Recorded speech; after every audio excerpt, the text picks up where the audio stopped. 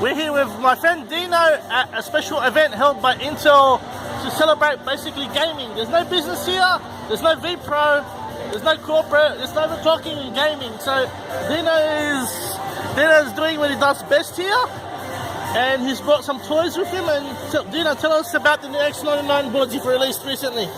Yeah, so we released these ones at Computex, the Phoenix range. So they are a mix of gaming and sort of workstation-based features for the X99 platform. Also, we refreshed them for the 6950X CPUs, right? So what's the lineup?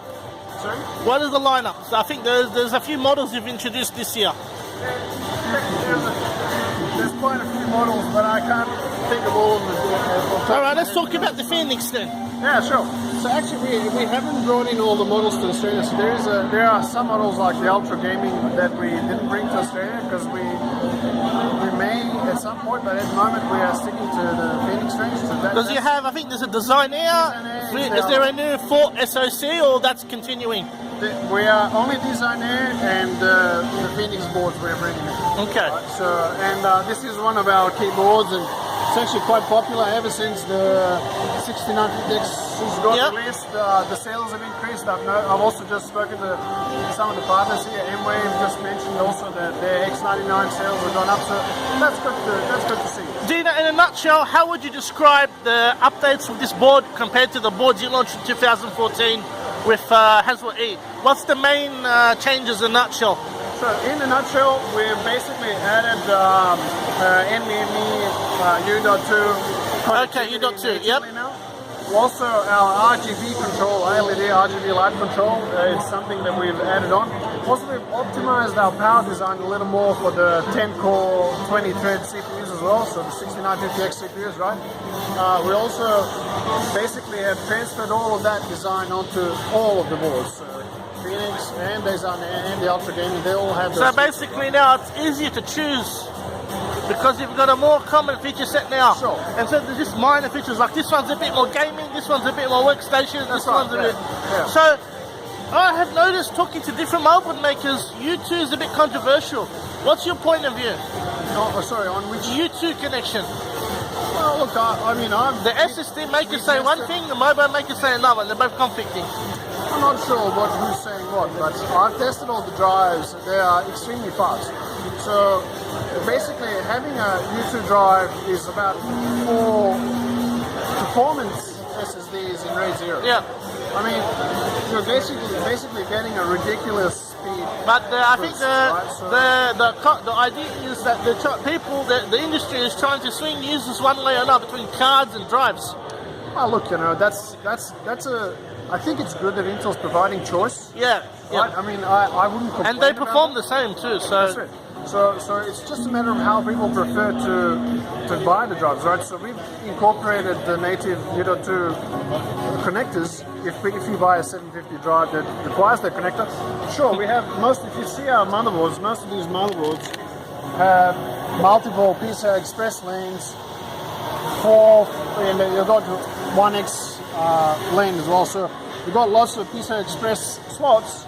So you're capable of. So before we get on to your extraordinary world record-breaking attempt here, Dino, tell us how's Broadwell-E been for overclocking? We have reviewed it, but we didn't get a chance to do the overclocking you guys do. Well, Broadwell-E is a 10-core, 20-thread CPU, right? So frequencies are going to be lower than previous generation, 5960X. Haswell 5960X and 6950, same clocks though. Well, the 6950X and the 5960X, the clocks are different, but you have a lot more threads with the 6950X, right? Yeah. So we were able to break all the records. Yeah, of course, just for brute power. Yes, because of brute power, right? So the record that we broke tonight is the HW Bot Prime. It's a category first place for that 10-core, 20-thread category, right? And it's an HW Bot Prime, which is a multi-threaded benchmark that tests all the cores, right? We ran at about 5.35 or 5.4 gigahertz. I've forgotten. And that was in your preparation for this event. Yeah, but no, we were doing it tonight. So, Dino, can you walk us through? So we got Team.AU here. Yep. This is Carl. Hi, Carl. Sniper Oz. So can you walk us through your setup here? Yep, so we've got the GIgabyte X99 SoC Champion motherboard. We're using the Corsair Vengeance memory. We are using, this is a Kingpin cooler that we're using. How fast the memory? The memory, we're just running 3600. Okay. Yeah, we're nothing too. It's pretty high memory clock. Oh yeah. But for this particular benchmark, it's unnecessary to go insane on memory frequency or memory timings, right? So you just every benchmark has its own advantages. So you tune it specifically for the benchmark. Yes. So and we're using a Corsair 1500 watt power supply. You need really clean, good power. Where's your Titan? Do you know? Here it is. Oh, hello. I haven't seen that one before. About 2 or 3 frames per second in Counter-Strike. We've tested it. Well, that's all you need, I think. You only need 3 frames per second. Okay, so at this stage, what's Carl doing? And we're at 5.2. So you were saying to us earlier, mid-5s. 5.4 for this particular record, yeah. So the overclocking of the Broadwell hasn't been better than the Haswell. It's about the same, same process and. Well, this is a pretty. Wait a minute, no, it's a 14. This is a 10-core yeah. 2030 CPU, right? So this is a new gen style CPU. And just for our viewers to realise, this is not deleted. This is a normal CPU you have gotten. You put in thermal paste. You put the Kingpin block on it. No fancy. It's a retail CPU. Yeah, no fancy business. It's a retail CPU, but we've tested a bunch of them. So it's not. We just didn't test one random chip.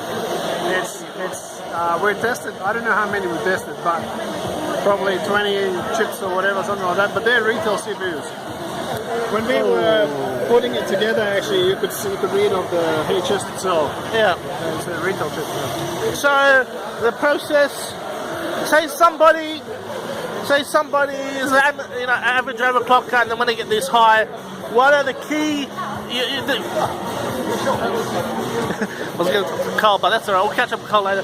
What are the key things they need to know? For example, would they approach a multiplier overclock? Would they do the B clock? Go very high on the B clock? What are the key parameters that the key things that somebody needs to keep in mind to go that high? CPU and memory multiplier, they're key. You don't have to go on B clock. You can, but you don't have to. It's unnecessary. So just CPU multiplier. In fact, GIgabyte has software. You can use EasyTune. You can overclock with the software, and it's a very simple process. For someone who's inexperienced, you can just strap an air cooler or water cooler, let the software do the work for you. You can't really, as long as you can attach the cooler properly, you can't really damage anything. In fact, even if you do not attach it properly, there are some safeguards in the motherboard, BIOS, and hardware that will stop you from frying hardware generally. And you know what? Intel CPUs are very hard to kill. We had one of our teammates decided to kill a CPU on purpose. 2 volts? Just for the hell of it. 2 volts? And it took him about 20 minutes without cooler. Yes. He ran no cooler with 2 volts. Yes. And he kept restarting Windows and stuff, and he couldn't kill it. He was getting really frustrated. He couldn't kill it. But in the end, he managed to kill it. I don't know why he wanted to kill it, but he's a bit of a sadistic type, so he likes to push his limits. He's determined how far he can go now. Yeah. So he's determined the highest limit. But that does tell you that these chips are built really well. They'll survive a lot. So Carl, how high did we go before you had to crash? I was at 5.2. 5.2. And at what voltage was that at? That was at 1.6. Okay. It's just a matter of balancing the temperature with the voltage. And, it's very hard to do it in this sort of environment. Are we going all the way cold tonight, or just taking it easy? We can't go. These CPUs have a cold bug past a certain temperature, so we can only go to sort of like minus 100 degrees with this particular CPU. Does the LN2 mode on these type of boards help you in that sort of situation, or not? Just some random these both boards don't really need the LN2 mode to get it colder. It's not a motherboard issue. It's just a problem with the way the CPU reacts to the cold each generation. So for my viewers, all you've done here, you put the multiplier up to 40. Put it up to 50. Yep. So over here, we'll change the core clock to 50, and we'll change the voltage up to... This tricky utility, is this an internal utility or users can download this? Yeah, you can download it. It's available to the public. So I think you can get it on the GIgabyte site.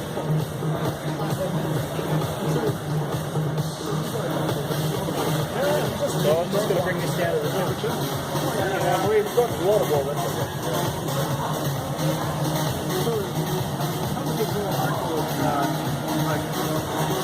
Is it based on actual physics stuff?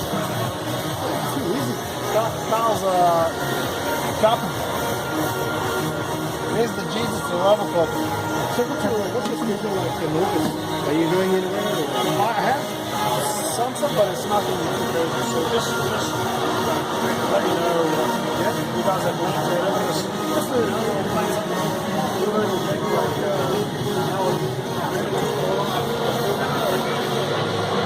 So now that Carl has cooled the CPU down further, he's going to try some extra steps on the overclocking and he's going to stress test.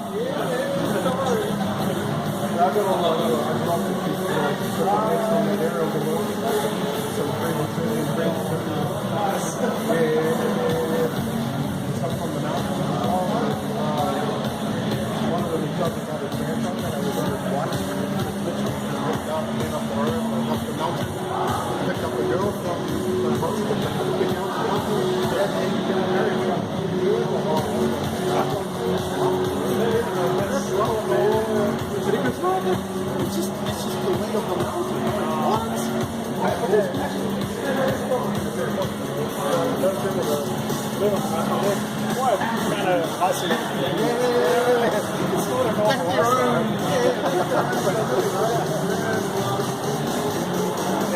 I grew up in a northern part.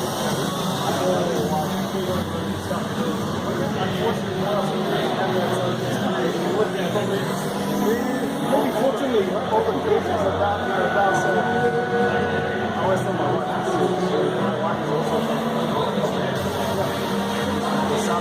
Now we're at 5.2 and there we go. Carl, what was the Dino talked earlier, how are you doing prep for this overclock? How high did you go earlier today?